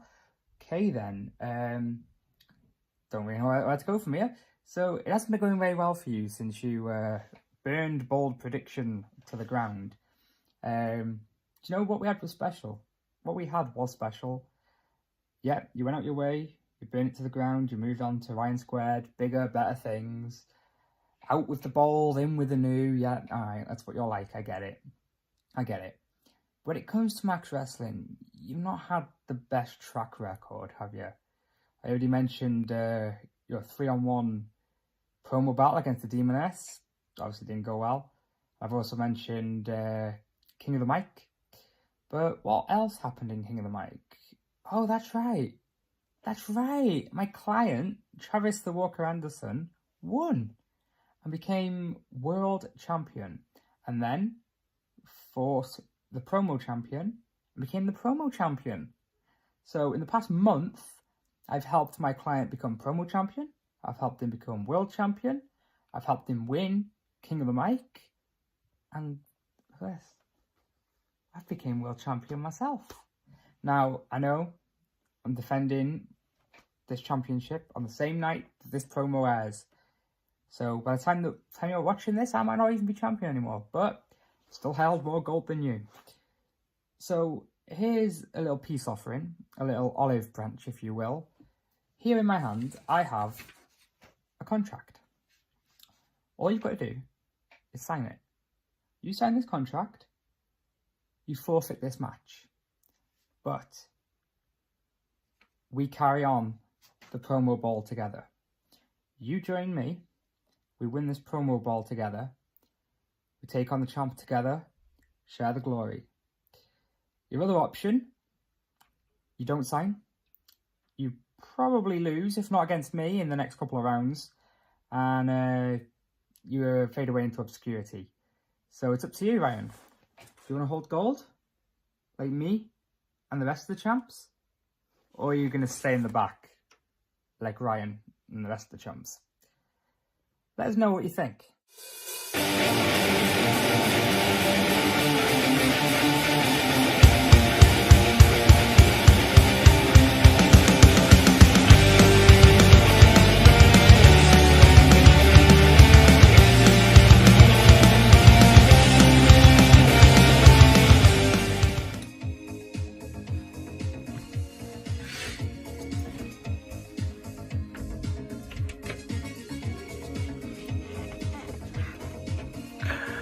Alexa, stop. Well, people, mouths are going to be over the gobs for this one. Aye, Chad. Or should I say, my bitch. Welsh waffler. Shitty shadbang. I mean, I'm shocked you agreed to do this, Chad, considering it's not your shit and you have no control. Yet you're a massive control freak. Chad. Who knew we'd be on the same screen together on a podcast? Who would have guessed it? Because that would have been a bold prediction from someone who did. Very, very bold. But no, I'm here. I thought I'd grace you all with my presence once again. Can I get away from the big dog? So Chad, C-H-A-D, my man. Chatty. I find you very amusing, Chad. Very amusing. Me and you, we got a history, baby. We got a history. And in our history,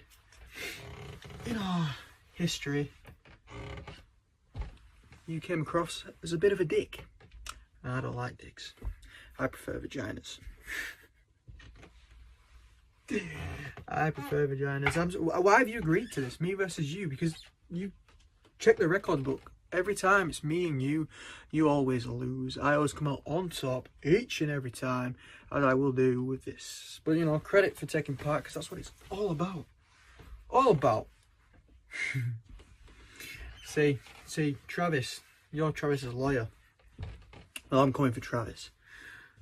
But since you're his lawyer, you should probably know that whoever you touch, in the end, they always leave you. Look at me, look at Ryan. Look at your man, Timothy Tom. What happened to Tom Lavender, huh? That was his former client, Travis. That was his former client. See, Chad, I will always be your bitch. I will always own you. No matter where you are in life. Bold Predictions owned. Max Wrestling owned. You will never, ever even come close to touching me, because I am unfondled by your essence. Bitch. You just look at me. I am a fucking king, and you are my fucking jester. You're a laughing stock at Max, just like you're a laughing stock at Bold. There is nothing you can ever do to touch me. Nothing. Even on the podcast, you always complained that I was late. I was making you wait, because whatever project I'm involved in, it's always on my time, baby. Always. You're my bitch. My bitch. You sat there on Bold after me and Ryan left, continuing to slag us off, but yet you'd still watch our amazing TV show Ryan Squared. Season 2 will be coming soon. Just putting that out there now. You continue to watch. Do you know what that is? That is me betting you on the first date. In other words, that means you're fucking easy. Easy. But you know, I best sanitize myself, because this shit's about to get dirty. Real fucking dirty. There's a message for anybody out there watching Max Wrestling Podcast. I'm coming for you all. Moses. It was a lucky day for Moses. We all have bad days. I wasn't feeling that well that day. But no, make no mistake about it. Whichever company I get involved with, I take. Clock's ticking, Max boys. Clock is ticking. This is just the beginning of the rise, because I'm the spark that light the flames that burns Max Wrestling to the ground. Alexa, play me Never Gonna Give Me Up. Never Rick Gonna Astley. Give You Up by Rick Astley on Amazon. Hope you're watching, Music. boys. All for you. The big dog has spoken. And voting is open. You know what to do by now. Go to maxwrestling.net/vote to decide who goes through to the Promo Bowl finals. The winner will eventually face the winner of our next match in the tournament, which is between two RWT veterans. It's the straight shooting Daniel Crimmins versus Ted P. De Niro stepping in for the Kingpin. But that's not all, because it's a double week. We also have Chris Maldonado taking on former Promo Champion, the Phoenix, next week. Now, before I run through the promo series lineup so far, last week I had a very special challenge. This week it's been answered.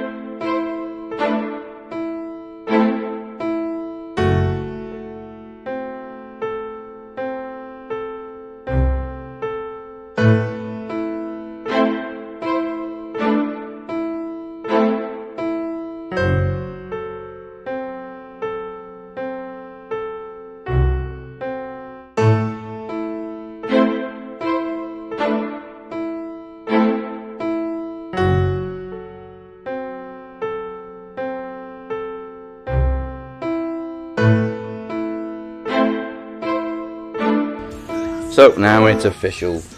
Promo Series 6 Justice Day on November 18th. You will finally get to see The Shape versus Robert Davis for the first time ever. Robert's coming out of retirement for one last ride. And it's an honour to share the road with him. But also, at Promo Series 6, as I just said, the Promo Champion will be defending against the 3 winners of the Promo Bowl. The current champion is, of course, Travis the Walker Anderson. And all 3 winners will also each receive a briefcase, one with a Knowledge title shot, one with a World title shot, and one with a Kill Switch, which lets them add themselves to any other title match, plus ban somebody else from promo competition. All briefcases must be cashed in before Promo Mania. The Knowledge Championship itself is also on the line, as the Phoenix will defend against the winner of the first ever Ring of Games, which was supposed to happen at Promo Slam, but it's happening at Promo Series instead. 4 people will compete in a series of new trivia challenges for the shot at the Knowledge Champion. And as you just heard earlier in the show, Chad is still our world champion. He will now be taking on Moses Marquez for the world championship at Promo Series. What we don't know is if it's going to be trivia or promo. I think that's down to the challenger. If he's scared, it's going to be knowledge. If he's not scared, it'll be a promo. I'm not saying anything. Boy, you're smart. That's why you're a lawyer. No. Granted, you're a lawyer to a redneck. If we gotta. If you want to do promo, let's go for it. Oh, I love the competition. I love the enthusiasm.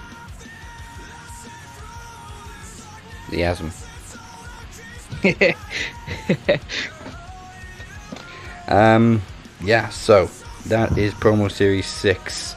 Justice Day comes your way November 18th, and of course the Ring of Games is on the pre-launch show on November 16th.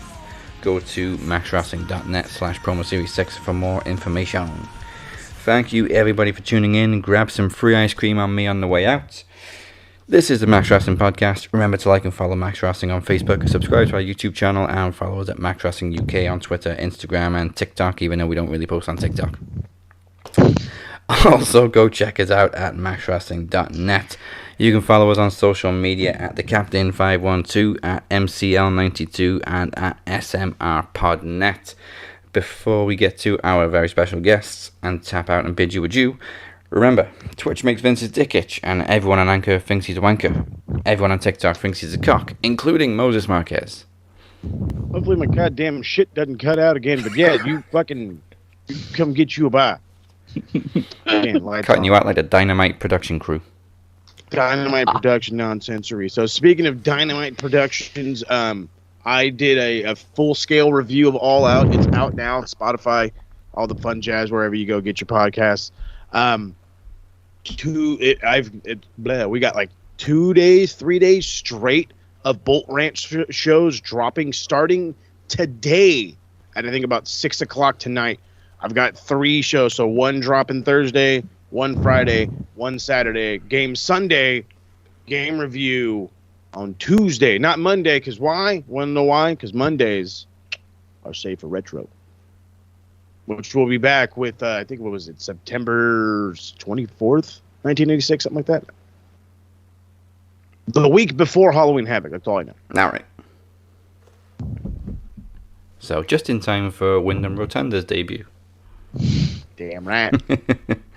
And he's been pretty quiet for the past hour, but Mike, who you been talking to? Man, the next edition of Beyond the Max is coming out, Rain Cruise. We putting that out on the weekend, right? Yeah. Hopefully it'll be up at the weekend. All right, cool. Man, we talked about her doing her thing, TikTok. This was on her only 11th time doing ring announcing. She just started this year, and man, she killed it at SummerSlam on the kickoff show. And we talked about professional wrestling as a whole. There was a nice mention of Santino Brothers Wrestling School, which was so. Check out Rain Cruz, LFC. I'm going to be doing my ring announcing thing on Halloween, so I look forward to being in Vegas and doing it up. And that's really all that's going on me right now. LaundryFC.com, StephenMikeShow.com, each and every week on the Max Wrestling Podcast. And I wouldn't want to be anywhere else. I'm doing the damn thing. We're all doing the damn thing. Thank you. Damn right. And our special guest. Oh, Mike announcing? Oh, those guys. No. I can see it now. It's like Bruce Buffer. You ain't got shit on Mike Larkin. I can see Mike now doing like the whole like jumping around.